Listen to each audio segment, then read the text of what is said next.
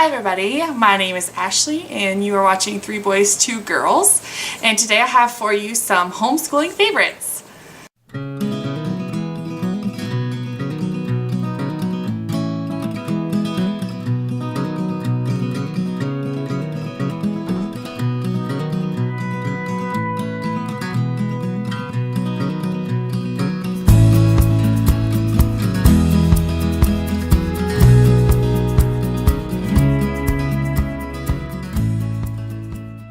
So I have 5 things for you today that are some favorites for the month of October, and the first one is a very fun one. My kids love this one. It is the Scrambled States of America game.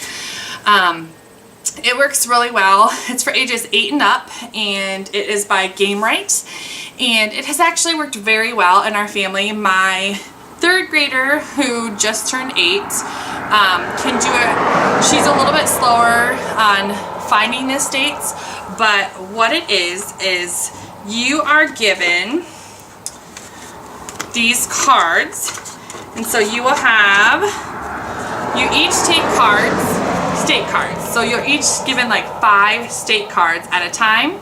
And so let's see, you'll have, each one is a state, and on the state they'll have the state name, a picture of the state, the capital, and the nickname. And they're each different colors. Some of them are wearing things like sunglasses and hats and stuff like that. And then every player gets a little map as kind of like a little key to help them find what they need to find. And then as the game proceeds, there's a stack of red cards. And so you will flip a red card over and it'll say the state starts with the letter N. And so the first one to slap this card, if they have a state in their 5 cards that they drew that starts with the letter N, and then they would get this card. So if you miss slap, then you have to like put one of your state cards that you've already won back, and so you go back a point basically. And so the kids really love this. What has been great is that the kids really try to memorize where all the states are, because it'll say some of the red cards are like, is east of Missouri. And so they want to know exactly where their cards are on the map, where their states are on the map, so that they know, okay, my card is east of Missouri, you know, slap it. So they really have, it really has forced them to learn their states really well, actually. So it is a great game. It's very fun. The kids love it, and so I definitely have 2 thumbs up for that game. The second thing that I have for you is story starters. And if you've seen my videos for my curriculum, you probably saw that we are using this year. But what this is that it's just what it says, a story starter. And so you will have, it'll start off, this is number 39, it'll have a story and then it'll have a picture. And so you read the story, you let the kids look at the picture. Well, this one has 2 pictures. And then from there, the kids will finish the story. So we do this during our poetry tea time, which we do on Fridays. And so what I do is we sit down, we have some tea, and we'll do some poetry, and then at the end of the poetry, I'll read one of these stories. The older kids kind of had trouble right away with like coming up using their imagination. They're like, well, what am I supposed to write? How is it supposed to end? And so it's been really good to exercise their creativity in that way. And so what we would do then is we'll start with the younger kids, and we'll just kind of have the younger kids just orally tell like, oh, well, what do you think will happen? And so we kind of go through them, and it'll give the older kids a couple ideas like, oh yeah. And then we'll kind of let the older kids add some things in here or there, and then the older kids will write.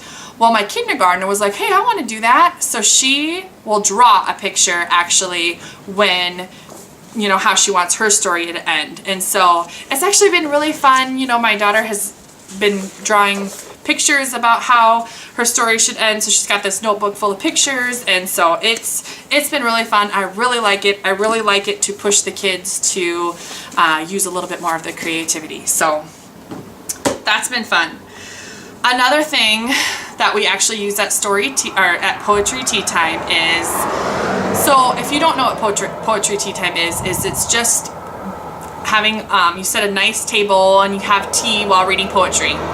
And it's supposed to be really fun for the kids, and you keep it light and entertaining, and you don't always have to have tea. It's not like you have to brew tea. We do, because I actually really enjoy tea, and the kids say they like tea, but they always take a couple sips and they're like, I don't want it, you know.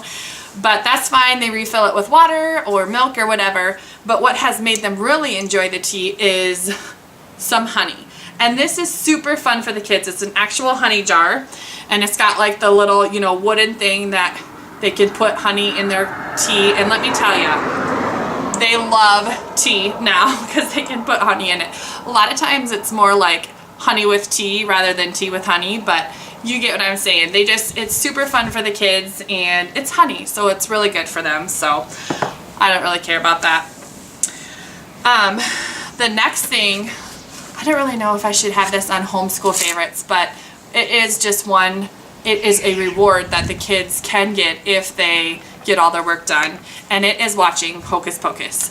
So it is one of our family favorite movies, especially this time of year, but honestly, my girls watch this all year round. They just love it.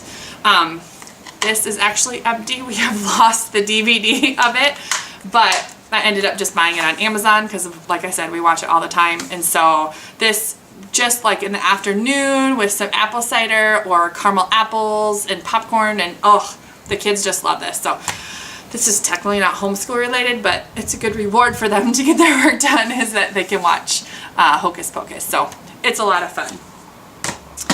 The last thing that I have for you guys is, I don't know, again, it's kind of a tricky one, but it is Pinterest. Honestly, especially this month for some reason with all of the fall stuff coming up, Pinterest has just been awesome. I just love looking at it. The printables, printing off fall coloring sheets, the handwriting sheets to get like little pumpkin handwriting sheets. It has just been an extreme favorite of mine. Honestly, like I have it up all the time now, and I'm like printing stuff off. I had to go buy a new printing ink cartridge just because I was printing, you know, word searches and coloring sheets and mazes and all that kind of stuff off. The kids are really enjoying using all of their printables and stuff. So I will link like the story starters and the game and the movie below where you can find this. Like I said, I bought them all on Amazon. Well, the story starters, I take that back. I got this from a homeschool convention, so I will link the shop that I got this from below. That is all I have for you guys for the month of October. I can't wait to see all your guys' favorites. Thanks for watching. Bye.